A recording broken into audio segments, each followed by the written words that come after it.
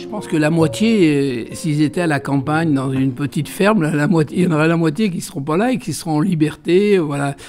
Bon, ça ne veut pas dire que le monde rural n'est pas atteint non plus, et on le sait, puisqu'il se suicide beaucoup, donc ça veut dire aussi qu'il y a des dépressions dans ce milieu-là.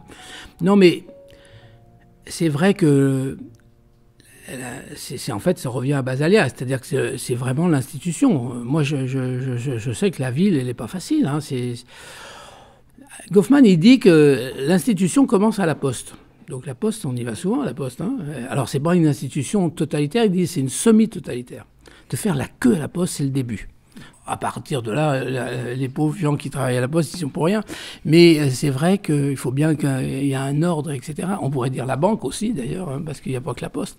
Mais je pense qu'effectivement, la ville fabrique beaucoup de douleurs, de solitude. Quand j'ai tourné Urgence, effectivement, quand il faisait beau, j'ai été surpris, comme tout le monde, bien sûr. Quand il faisait beau, il dit « Oh là là, on va avoir des suicides ». Et on se disait « Je comprends pas ». Non, c'est pas quand il pleut que les gens se suicident, c'est quand il fait très beau. Et particulièrement en été, où les gens se sentent seuls.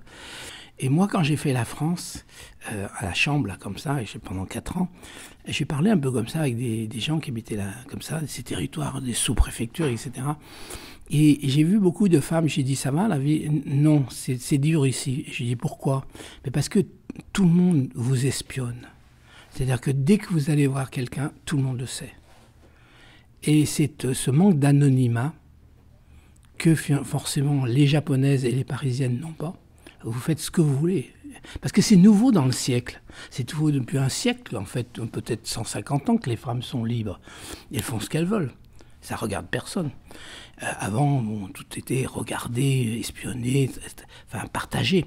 C'est ça qui est formidable, c'est l'anonymat de la ville, qui rend la ville puissante. Et maintenant, puisqu'on est passé au-delà, on est passé au-delà de la moitié de la population du globe dans les villes, mais c'est vrai que c'est pas inhérent avec des problèmes qui vont avec. C'est-à-dire une grande solitude, un manque d'affection peut-être quelque part aussi, une population dure.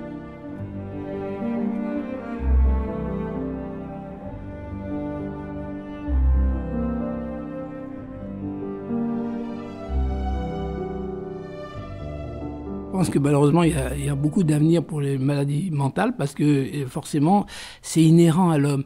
Et quand je dis peut-être que tous ces gens, s'ils étaient au bout de la nature, mais on ne peut pas vivre au milieu de la nature tous, parce qu'il faut bien qu'on communique. Et puis aussi, il y a l'être humain dans la nature, il n'y a pas forcément. Moi, je sais que parce que j'ai beaucoup fait des films sur les paysans, quand 2 paysans se croisent au bout du chemin, ils en ont pour 1 heure à parler, même plus que nous, parce que nous, à la rigueur, on se parle 10 minutes entre 2 photographes sur un quai de la gare, mais ça suffit. Eux, ils se racontent tout, quoi. Forcément, parce qu'ils ont besoin de parler. Donc, on a besoin de parler.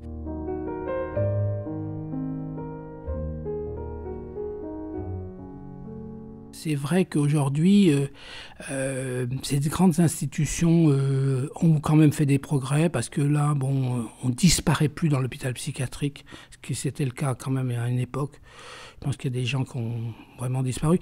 Moi, je sais que quand j'étais à Trieste, j'ai voulu, je ne sais pas pourquoi, j'ai voulu aller dans les archives. Et donc, Basalia m'a ouvert toutes les archives. Et puis, j'ai pris comme ça, j'ai ouvert des dossiers. Parce que j'avais une intention d'en faire comme ça, tout un livre, tout, avec des dossiers comme ça. Puis j'ai tombé sur une jeune femme très belle comme ça, qui avait une 20aine d'années. Et puis j'ai vu que c'était ses parents qui l'avaient hospitalisée. Et parce qu'elle était tombée amoureuse, elle avait un petit amoureux, et ses parents l'ont hospitalisée. Et puis j'ai dit à Basalia, mais elle est toujours là? Elle me dit oui, elle est là. Et donc j'ai vu une vieille dame.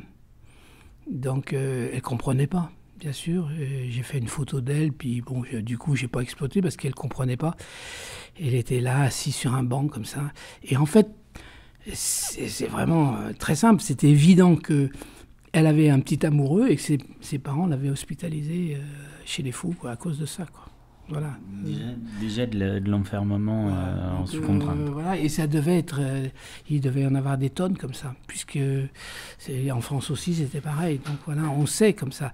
Donc Aujourd'hui, l'institution vient quand même réguler ça. J'espère. Elle a encore des progrès quand même, un petit peu, parce que forcément,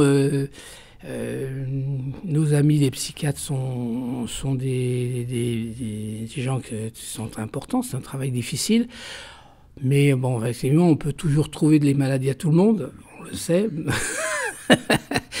Moi, j'ai l'impression que ce qui me guérit, c'est la liberté, c'est d'aller faire des photos, c'est de travailler, c'est d'aller de me balader dans la ville, de me balader dans la campagne, de voyager, etc. Ça, c'est la meilleure façon de guérir. Mais peut-être qu'il y a des gens qui, voilà, il faut leur donner un petit coup de pouce. Mais c'est beaucoup de gens quand même, hein, beaucoup de gens qui sont hospitalisés sans consentement. On arrive à 100 000.